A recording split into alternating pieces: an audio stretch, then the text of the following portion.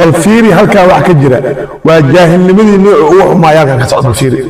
ويل دليرا أسلحة قاتمو أي كسر جدا على كيدي أيال صوت على قبتي لبعضن أيال وقرا رج الدم السوجرا الفيري جاهل نمدا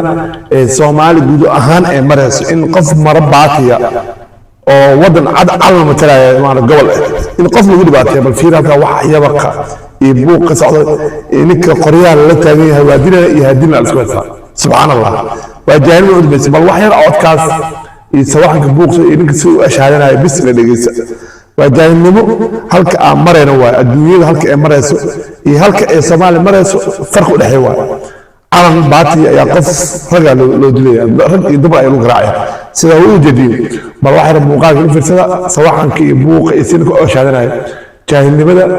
iyo diin la'aanta ma hayso ayaa la macna tahay bal fiiri qofkaan wax dhibaato loo geysanayo asoo Soomaali yahay misna baati xun ayaa lagu dilay asoo fiiri